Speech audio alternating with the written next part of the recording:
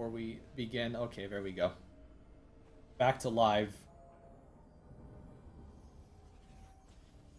And both teams are heading out from their spawns. We see Recipe for Disaster heading straight down top lane. We probably see some kind of fade, some kind of attempt to surprise Juicy Boys coming in from this angle. Okay, we're trying to hug the opposite wall here. Trying to prevent themselves from being seen. Samwise Gumtree is going to react a little bit late, but the bubble does not land. Bubble does not come out until now, and that is a very easy escape for Samwise Gumtree. R4D do not get a kill, they do not get any vision. Samwise Gumtree was forced to start W, but that's not the end of the world for the Trundle. Starting W is fine. He can leash for his jungle faster, I suppose. That's the added benefit. The Trundle Ether looks like he's starting top side of the map. Gonna be looking to play around his bot lane. Will also look to play quite aggressive in this early game, I imagine.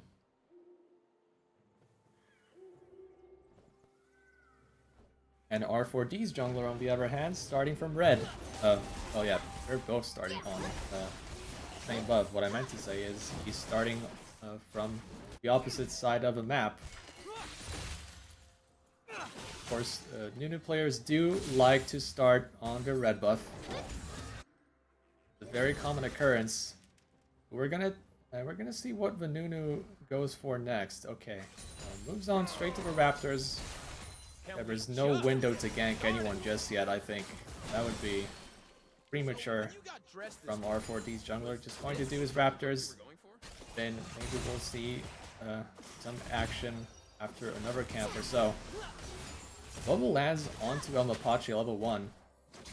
But I think this is still a trade that was favorable towards the Juicy Boys, not R4D.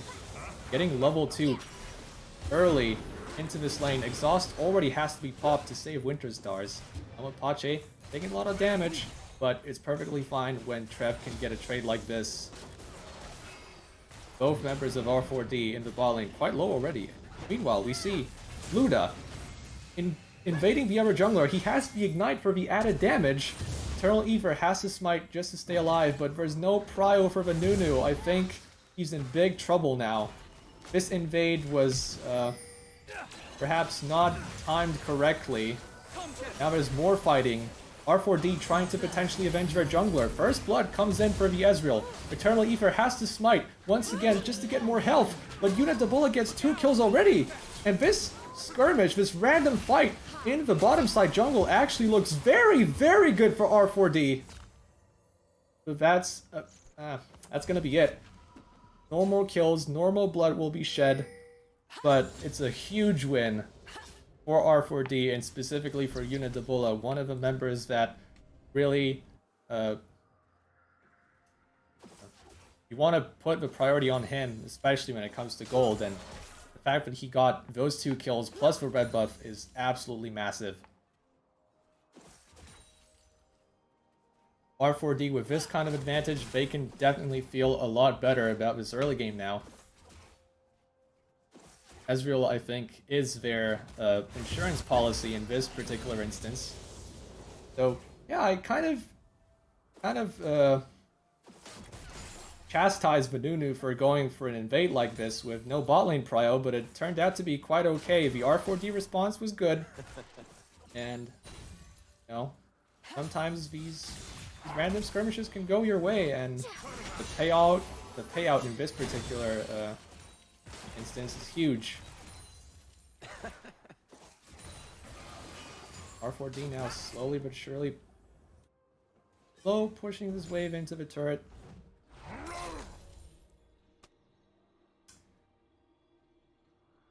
And another pause. 700 gold in terms of the lead. The bot lane mostly enjoying that lead right now. Still with a red buff, still with a lot of control in this lane. Going to push this in most likely and go back to base, try to spend that gold and get ahead even further. Samwise Gumtree pushing back this lane. A lot of damage coming in with the minions as well. Hikes very dangerously low behind this turret. Will he be allowed to even take these minions? Samwise Gumtree is actually retreating, not going to push the issue here, just going to try and recall. Ike's actually gets away with it this time. I was saying, Unidabula and Winter's Tars take that recall, they push in that wave. Now, Rev and El Mapache are going to push this lane back, but I don't think Lucian has a lot of money to spend right now, so Rev will stay in lane for now, while Unidabula will have a lot more items in his inventory. A lot more damage, a lot more potential to, or even more Qs. Or even more free poke on the enemy bot laner. Very nice stun from Paul Jr. A lot of damage already. D24 taking a lot of trouble. Does not have flash. Luda comes in with a counter gank, but yeah, not that effective. Eternal Ether jumping in right now, also level 4. There's potentially going to be some downtime when it comes to potential moves for each jungler, especially for Sejuani, as he still waits on that level 6 power spike. I think when it comes to potential action, we're going to be looking at the side lanes.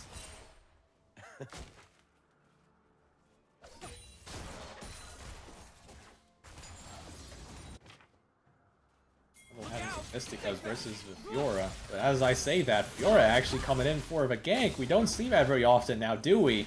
Hikes roaming from his position in the top lane, and Recipe for Disaster secure another kill. This time it's on the Anivia. No flash as well. Passive has been burned. And Recipe for Disaster, we were talking about that early game and how it needs to be shored up. Well, at this point in time, it's looking good. Bot lane got kills, now mid lane's getting kills. But in this game, it's just not just about getting kills, it's also about destroying those structures at the end of the day. So, all gonna come down to how Recipe for Disaster can take advantage of those gold leads that they've generated for themselves. Yeah, right now you can see how much 1 Q can hurt Lucian. Even with just the Sheen, as can accumulate a lot of damage here. Rev has to stay on the back foot for now. Not have the items to contend with his lane opponent just yet. Paul Jr. under threat by D2 Fortic. The combo lands though, plus the electrocute. Very nice damage in reply. The D2 Fortic continues to be aggressive in this lane. Already has the Chrono Break. There's even more dive potential coming in. I think Anivia here could be in some peril. D2 Fortic slow pushes. Goes this lane back into him. Fortic now trying to go back in, seeing as Paul Jr. does not have access to his ultimate or his wall.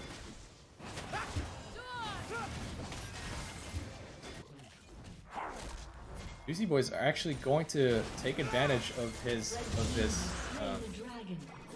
gap in vision, as well as the knowledge that the jungler was not on this side of the map. They're just going to take the dragon.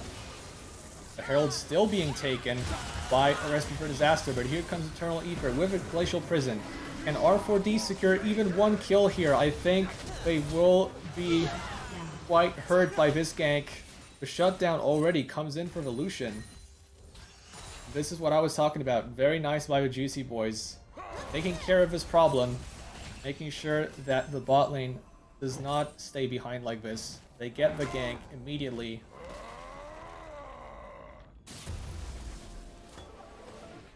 This is exactly what the Lucian needed. Now has all that additional money from the shutdown. He buys the Noon Quiver as well as the pickaxe and boots. So the item situation does not look so bad anymore.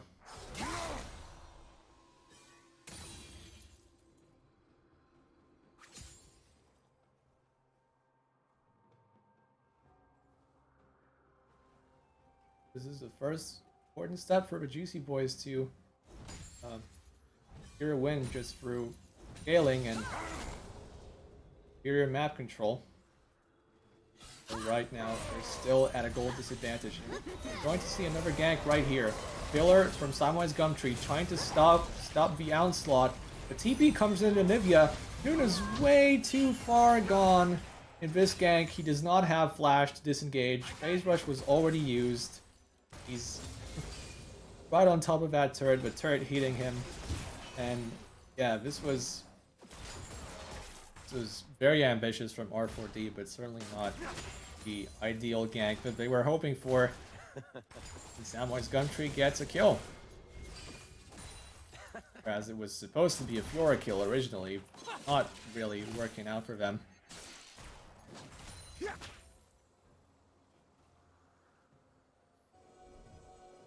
Come get me. Go. And now D2 Vortic potentially in trouble here as well.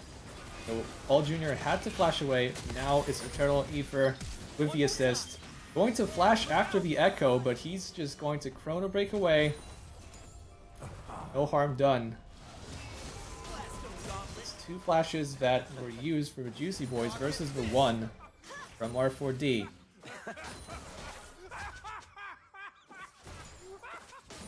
So I suppose it's a slight gain for them.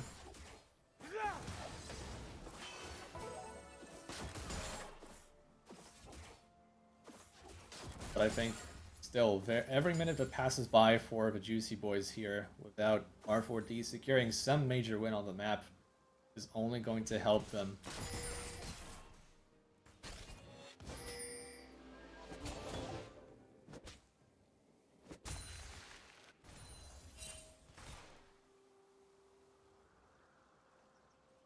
Obviously, you have to keep in mind what the Ezreal is capable of.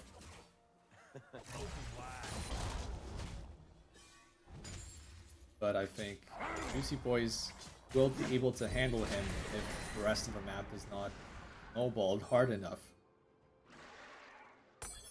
The Rift Herald was summoned mid lane. Nunu took some of the tower plates just for himself. Going to be back to the usual clear.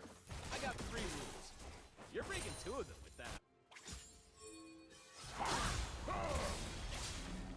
So Nunu got a very important lead there for the bottom lane. That was at the very beginning of this game. That was the first invade onto Sejuani's blue buff and the Gromp. But after that point, yeah, not a lot has happened since then, or if it happened, it actually backfired for R4D. And now we see this gold lead that was over 1,000 is melting slightly.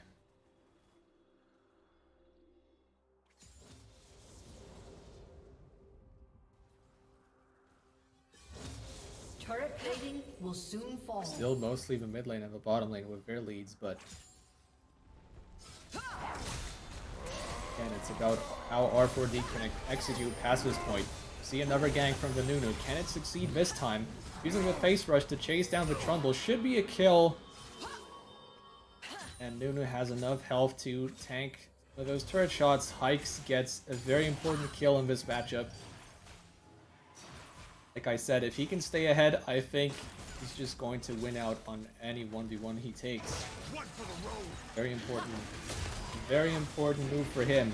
Now Juicy Boys starting with Dragon, knowing that Benunu is not there yet to assist. DC Forte coming in.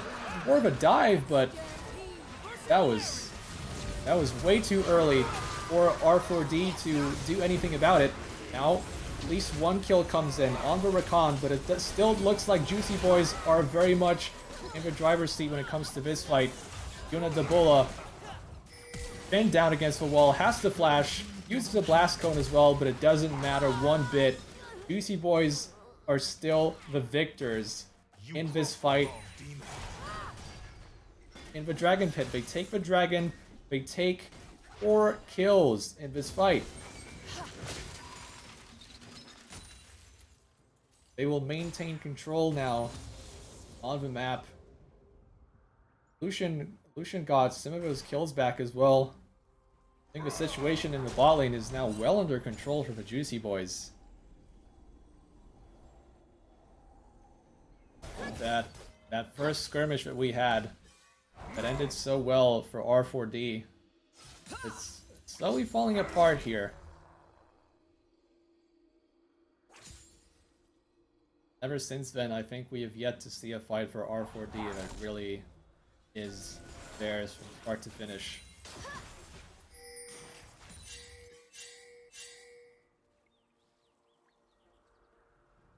And we're gonna see some downtime again. Thankfully for R4D, I think they have unlocked an additional area of the map where they can really try to push the envelope here. Hikes on the Fiora is going to be a big problem. It's going to be the headache, especially for a Trundle.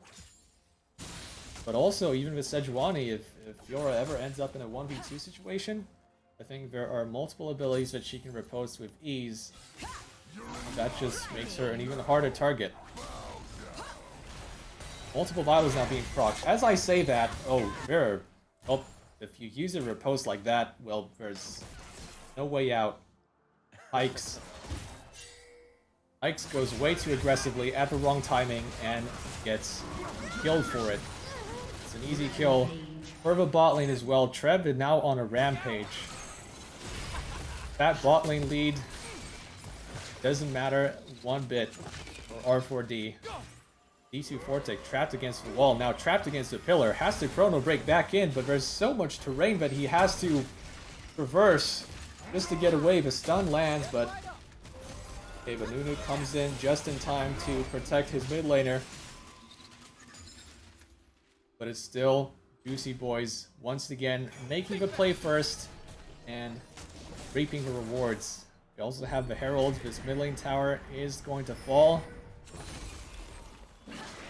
R4D cannot stop the charge. And it's also the first turret of the game. So additional gold on top of that for Juicy Boys, even though the plates have already fallen. That's a very late... I've seen later first turrets, but still, it's the first turret before the plates even... after the plates went down. It's a late timing.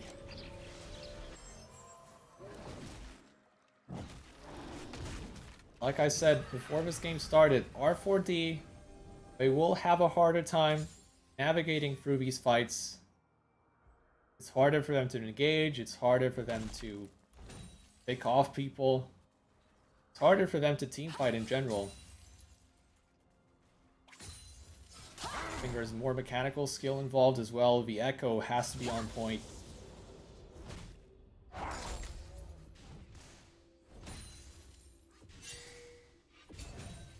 So any fight they take, I feel like R4D are already at a disadvantage just based off of team comp differences, and then obviously Juicy Boys feel very much at ease when it comes to some of these champions that they drafted for themselves. Have the Rakan for El Mapache, that is the pick that we've seen from him multiple times already. We have the Anivia for Hall Jr. That is a staple for the Juicy Boys in particular. But they've been here before. They're happy with just scaling and moving into the mid game. Just controlling the pace of the game from there. Ike's gets baited into another 1v1, but here comes Eternal Ether. The riposte does not come out to block the Glacial Prison. And this split push threat is getting promptly shut down by the Juicy Boys jungler. But now finally R4D with priority on the dragon. Can they take it? Will Anivia have the ability to stop this? No, she can't. Blue team slays their first dragon of the game. Now Juicy Boys still trying to fight. D2 Forte going hard on this play. Almapache still has a flash. I think Juicy Boys will be able to disengage from this. It was just the dragon. No additional kills on the play for R4D. And the tower also falls on the other side. So I think this is a trade that Juicy Boys are... I think they're happy with at the end of the day.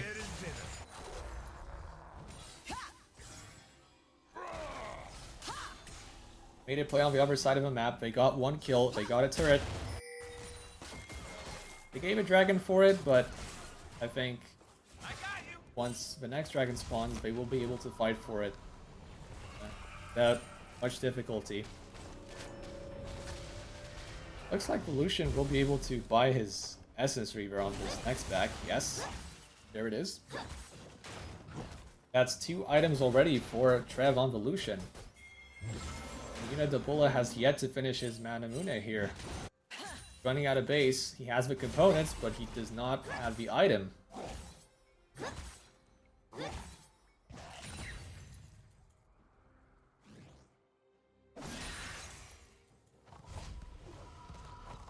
I think, importantly, he will be able to finish it once the next dragon spawns, but I think it's important to figure out how Juicy Boys managed to rebound from that early deficit.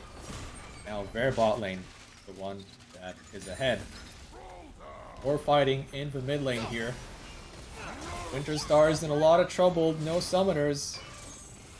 But Juicy Boys will not keep chasing on this play.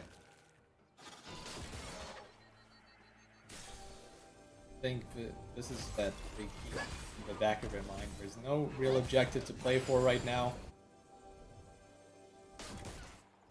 There is perhaps a Baron, but I don't think they're in a position to take it right away. We're gonna have another fight here, potentially. Juicy Boys, with the numbers advantage, will they go for this? Okay, the turret is still up, so Juicy Boys do not want to go for a dive that could be responded to with a teleport. They would just be happy with pushing the wave in. Oh, but Elmapache taking a lot of hurt from the Ezreal auto attacks and the Mystic shots. Have D2 Fortic trying to respond, but UC Boys, I think, intelligently decided to fall back on this play. I think it could end in, well, maybe not in complete disaster, but I think it would be dicey. It could end in something like a 2-for-2 trade or a 3-for-3 trade, which is not exactly something that you want to see. I think this is only, a play that would kind of stifle their push. They just want to take things slow. They do not have to go super hard on every play. But now it's R4D trying to move first, and they're going to take 2 kills here. All Junior's TP comes in late. He's exhausted, but Nunu does not get killed. Now Samwise Gumtree with a TP of his own. The Nunu is killed, but R4D is the ones with the advantage here still. Dabula flashes away, but the Sejuani kills them. Still, R4D though, they're going to take another kill. It's just Eternal Ether now alive on this play, and would you believe it? UC Boys, they have decided to go for this play in the bot lane after a short delay, and it was promptly answered by R4D, which, like, it really pains me to say this, but I think UC Boys, that was not the right time to pull the trigger, nor was it the right execution either. And R4D will potentially have tempo on the map, but okay, as I say that, you see Luda, R4D's jungler, on the opposite side of the map as the dragon is getting killed, and now D2 Fortic really wanted his mid lane turret, but I think it's going to end badly for him right here. Chrono Break is played. He actually evades some of that damage with the stun evasion, but now the counter engage from the Recon is so good. And R4D, they make 1 step forward, but they take 2 steps back. They lose 3 on 1 mid lane turret push. And now it's gonna be Baron.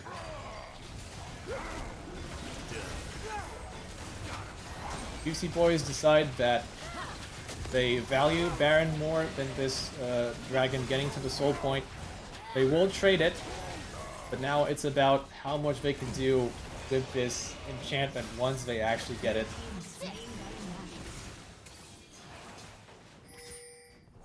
Dragon take is sort of slow though from R4D. Can they take it in time? Oh, they stopped! They stopped hitting the dragon! This is absolutely disastrous. They should have just focused on the dragon. It could be taken now, and all of this is in vain. They don't even get anything from the play. They stopped hitting the dragon. Why? Juicy Boys should not have been given this dragon, but they do secure it, and now they got basically everything. That was a robbery.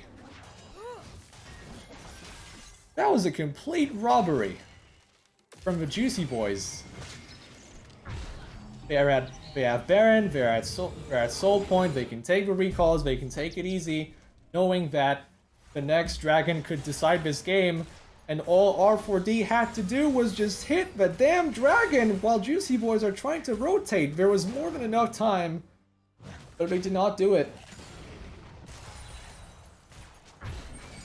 And the punishment is severe from the Juicy Boys.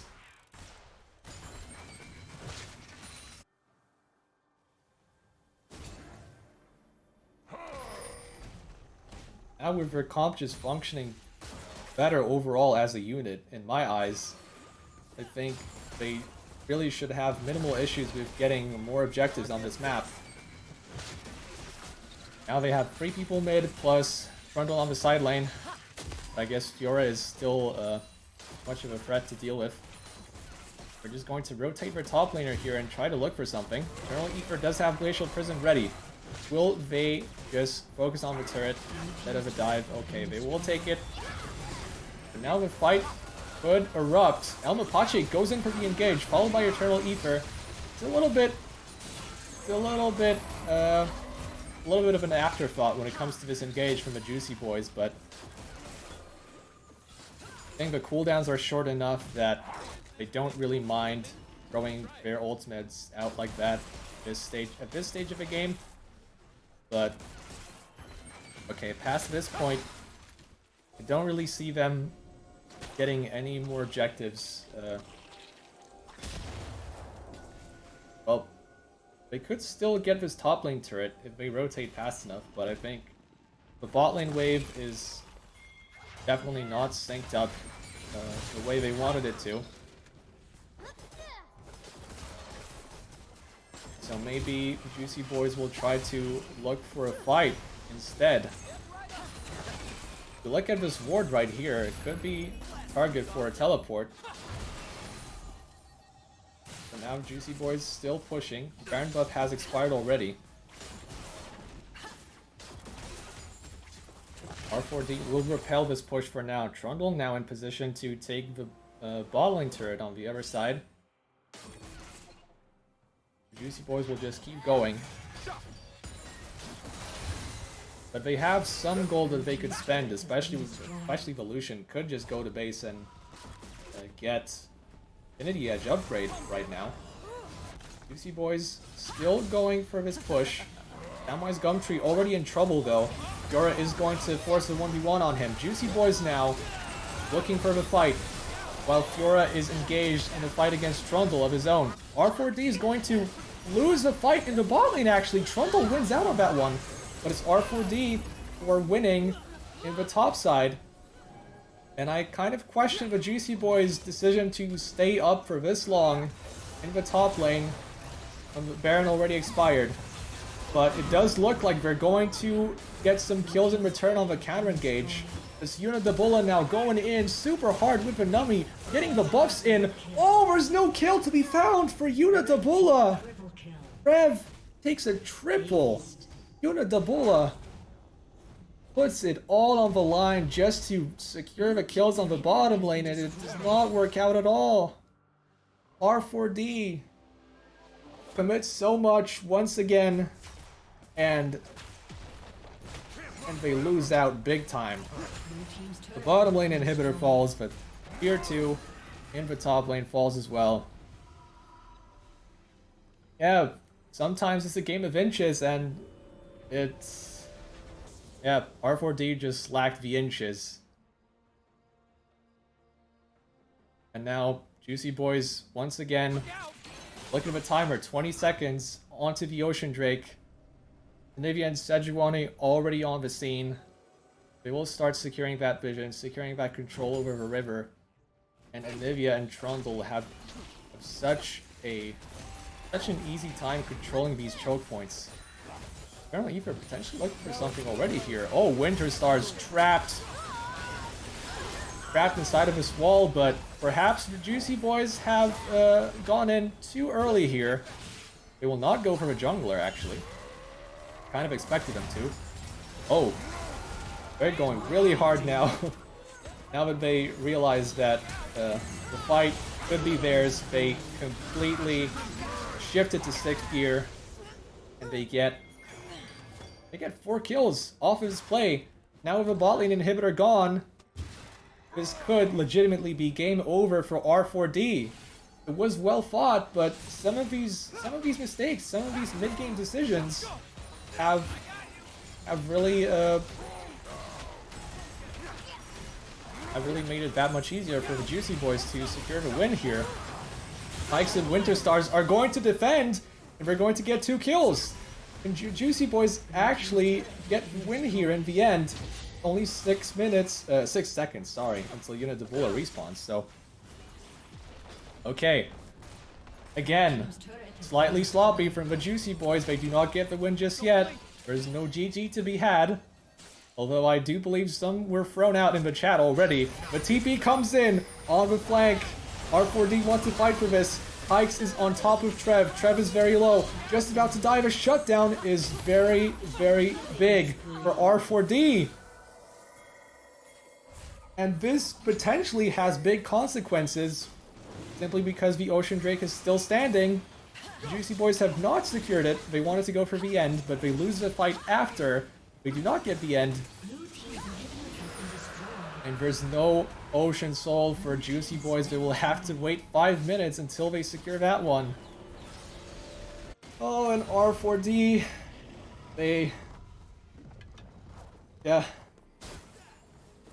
stay just above the surface. They have not drowned just yet. The Juicy Boys will not get their playoffs. They will have to wait a bit longer. They will have to just play better, just close out fights better in order to win this one. There's still plenty of individual potential here on the side of R4D. Echo with a lot of damage. Europe always going to have a lot of damage, simply because of the ultimate scaling so well. Also, not to mention the Ezreal. Juicy Boys, though, they see another window opening, and this is potentially a very good one. D2 Fortek fights the ultimate, but does not hit anyone, and it's a front-to-back fight, exactly the one that Juicy Boys wanted. And it's a clean 4-for-0 this time. Unidabula the only one left alive, and I think right now there's no doubt in my mind as to who the winning team will be. Unidabula caught in that CC, who will finally die, and it's an ace for the Juicy Boys. And it's going to be playoffs as well. They finally secure playoffs at the end of Week 6. The Juicy Boys are your third team to make it to UNL Season 5 playoffs. It wasn't the perfect game, but they made it work with their scaling, with, making sure that they did not just give up on that